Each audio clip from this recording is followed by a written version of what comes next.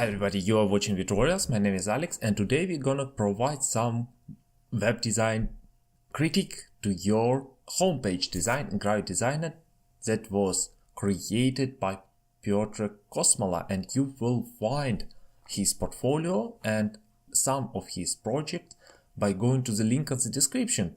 So let's start, and we have here a homepage for the space-themed website. You see it here. So it draws some picture here, probably offers some services, and we need to reach below the fold to read more about the services. Now we have only one title and hero image, so it's kind of near the minimalistic approach. Some navigation, logotype, social networks, and this rather heavy arrow that gets us below the fold, and two design elements on the bottom left and bottom right here. First thing first, guys, let's go and try to understand how people comprehend the online information. So researchers say that we pay 5 seconds of our time to some images on the home page. Next 5 seconds of our time we pay to our title, and sometimes we also pay to logotype and navigation. So we have from 10 to 15 seconds to convey a message to our potential customer or our visitor. And because title is here to capture an attention, do not use any distraction near the title. So avoid to placing attention grabbing images, especially that doesn't correspond with our design. We need to delete it. First of all, because it's rip off attention of our customer. Second, because it doesn't go well with this design. It's like more childish picture. You see it here, hand drawing, and it doesn't go very well with the space theme. Second, guys, I want to focus your attention on these social media links, guys, and I have a question. I want to address them to you. Are these icons links? If these are links, is it a point to also show a social media handles? Because we simply can click links and reach some person, follow this person, or reach through the social media. Is it a point to rip off our real estate, our space? Because in website, in UX design, the space is a real estate and have these alignment problems. Is it a point in these handles here? I don't think they are necessary, but I also want to ask your opinion. Is there some point on them? So let's go next to our logo, and here we have a space theme. So our logo should be very aerial, yes, very spacey, and we have a very opposite design. I think we have very heavy typeface with a small contours. It's like a block of stone for the space logo, so they contradict the meaning of this design. You know, these contours, it's a free contours are the empty portions of letter, negative space portions of letters. This is a contour, this is a contour, this is a contour. So there are not much space here in these letters. Let me show you a work by Yelisei Kolev, UI designer, that creates this. This is a very lightweight font, and he also sliced the part of the letters to open this font, to introduce as many space as he could to make it more aerial. He also increased a letter spacing here, and everything creates this breezy look, this very light look here. Let me show you a SpaceX logo. They have a very generous contours. Let's look at this letter C. They has a lot of space, and this untouched letter A and this letter S. Let me show you again our work here. Let me show you the amount of space in our letter S. In my opinion, it's too heavy. Let me show you space column. They are all bold, you see? They are all bold sans serif fonts, but they open the contours. You see? They provide more space. And this is how you should think about the letters and about your typeface design. So let's create a lettermark that I think more appropriate to this situation, to this website design. I work with the open sans, then go to the light and create the lights and change the color. Yes. Then I want to introduce more character spacing here, right, like so, around 20. Nice. Then I also want to highlight this letter Z, and we all know about the Gestalt principles of visual perception. We can either change the color or set a background to this letter Z to set it apart to the space word. But in order to save our time, I decided to simply change the color without any other variation and ideas. We are almost done. And last thing, I want to Ctrl+Shift+P, Command+Shift+P to make a compound path. You see that letter Z is detached. And I also want to work with this letter A. What I'm gonna do, I'm gonna grab the subselect tool, you see, and delete these points on the middle. And then select these two guys and nudge them down to open the letter A. Let's go further and let's go to the title. And you see, I enjoy it very much, guys. It's a rounded sans serif typeface and it's very modern, and I think it's good choice for this design. But you see, I think Piotrek tried to make it stand out from the background image, so he decided to add some kind of I think it's shadow, it's a drop shadow here. And guys, when you try to add some effects, or for example stroke or border to your typeface, it means that you need to change the typeface, and it doesn't work for you in this design. Avoid to do, keeps your type, your text as simple as possible, because it's ensure that it's readable and recognizable. Believe me, guys, a lot of very thoughtful and professional typeface designers also make a big deal of work for you by designing this typeface.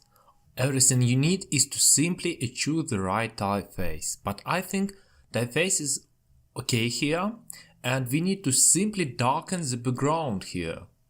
Of course, you can experiment with different techniques and approaches, like in this design by Yelisei Kolev, but guys, keep it simple and readable, and this is a recipe for good design. Because they are here to be read. They are here to be read, guys. That's why in my version I also want to provide the simplest possible solution here. Sorry. I think it works for me too. Lightweight, open sans, and then set it to white. And to make it stand out, we can simply darken your background image. But before working with background image, I want to pay attention to the bottom part of our homepage. Why? Because for every homepage, because according to the ad tracking research, we read page in the Z pattern, so-called Z pattern, especially if it's a home page. Yes, it's not a content-heavy page. We read it on the Z pattern. You see, this is how we move our eyes. And when you think about your customer or your client or your reader, what he is supposed to do based on your design. So you want him to read news or subscribe to your newsletter, but you do not provide any value, or you want him to scroll. The purpose of design is to make our choice simpler. And there is a whole book called Nudge, written by Thorstein and Thaler. One of them is an economist and another is a lawyer. And about how to make our choices better and how to make them simpler and easier. And I highly encourage you to read them, although they not very design related, but they have a lots of interesting ideas how to provide a best experience. So when you create a persona, this is your most valuable and most your excellent customer. Yes, you always need to ask, who is he? What information he already received about us?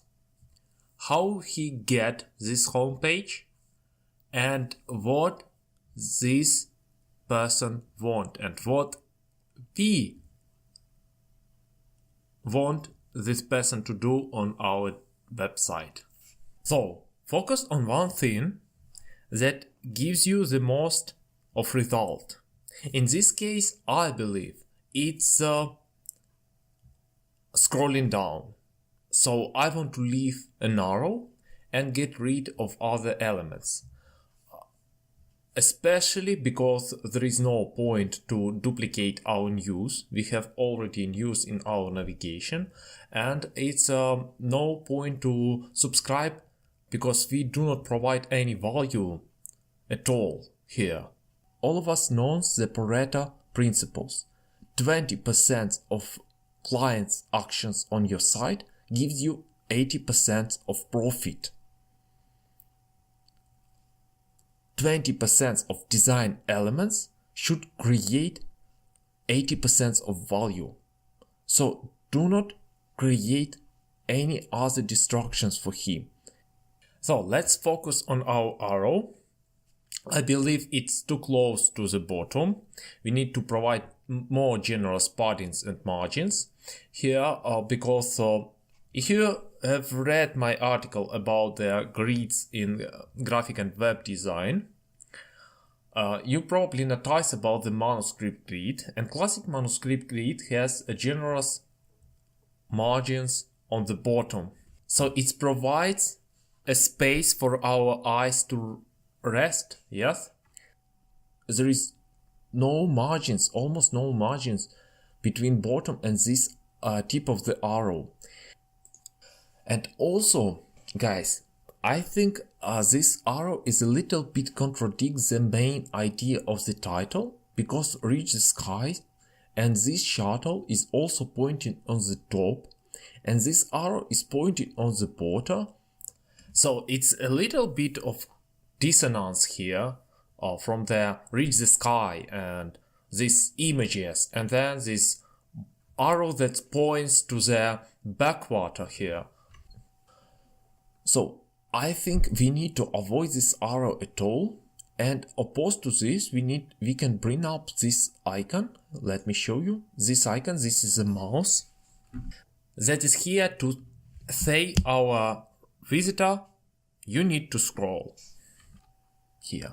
Okay, and let's go and talk about this image a bit, because here I think it's better to focus your attention on the rocket, on the shuttle itself, in the sky, on the shuttle in the sky, and not provide this backwater.